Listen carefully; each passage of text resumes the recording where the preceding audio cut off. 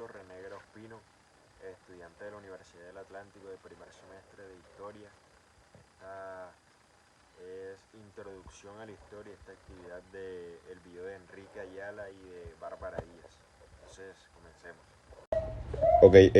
A partir de la lectura de Bárbara Díaz, tengo que efectuar una reflexión sobre los siguientes puntos.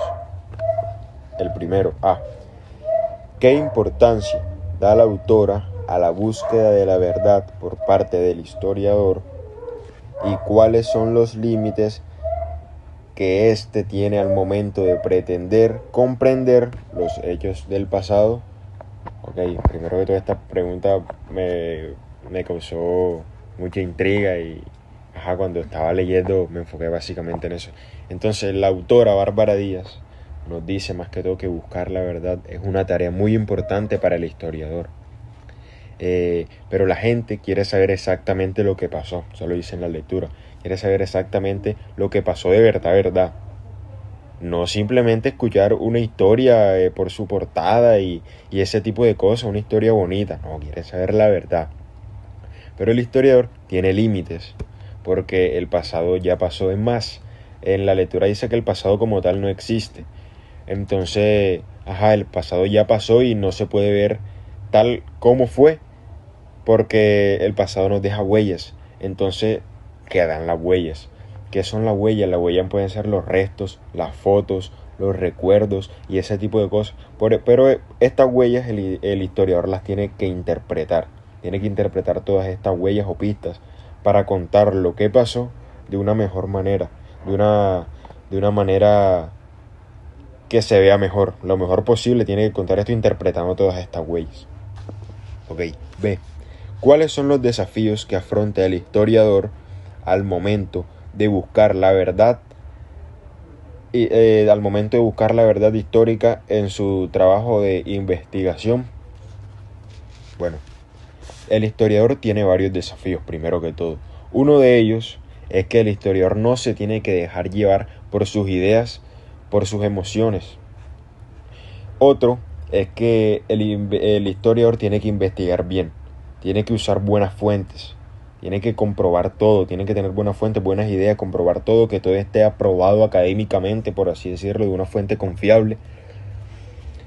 Y también el historiador tiene que entender que él mismo está influenciado por su cultura y por su época, es decir, su época actual.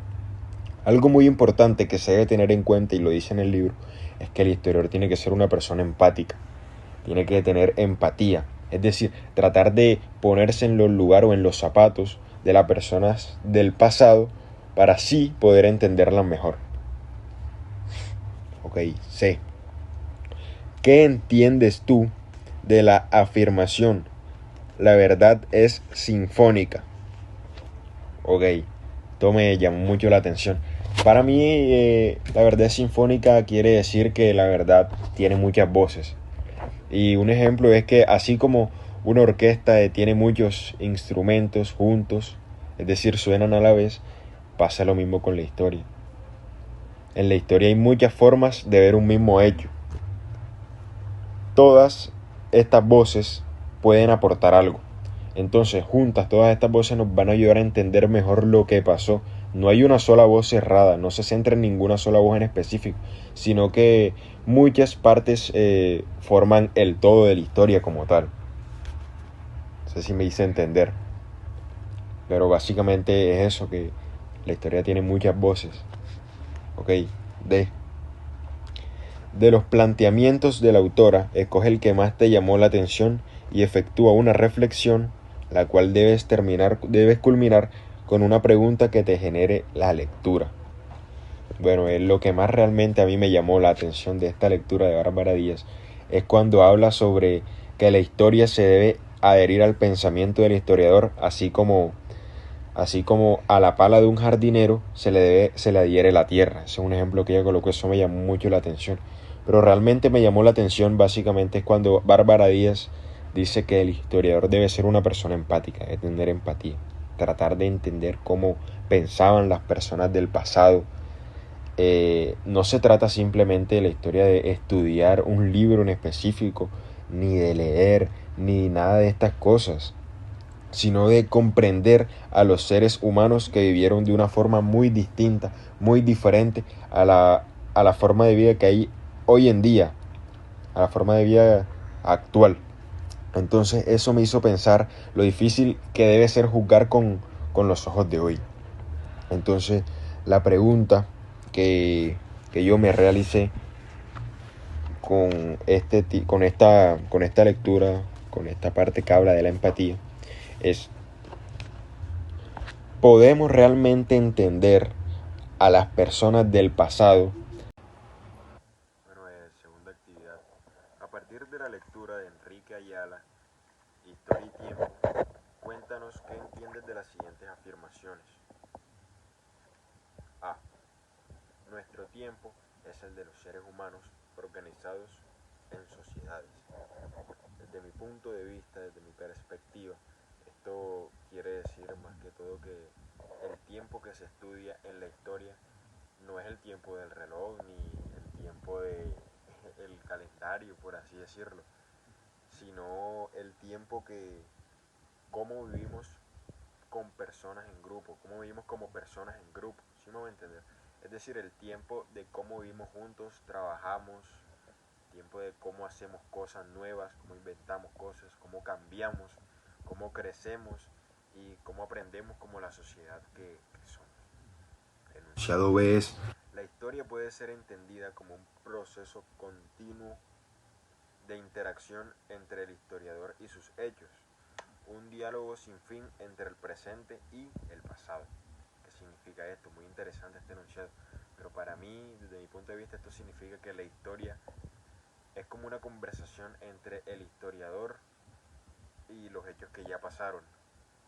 Entonces, el historiador hace preguntas desde el presente y el pasado le responde con las huellas o con pistas, como fotos, cartas, libros, objetos, etc. Entonces, básicamente es como una conversación que nunca termina porque siempre hay nuevas preguntas, por así decirlo, y nuevas formas de entender lo que ya pasó. Bueno, la tercera actividad dice: transcribe a continuación el relato, cuento o historia que realizaste a partir de la indagación que realizaste con tus familiares o conocidos. Luego, identifica cómo en ella están presentes el tiempo, el espacio, así como otros aspectos abordados en las lecturas.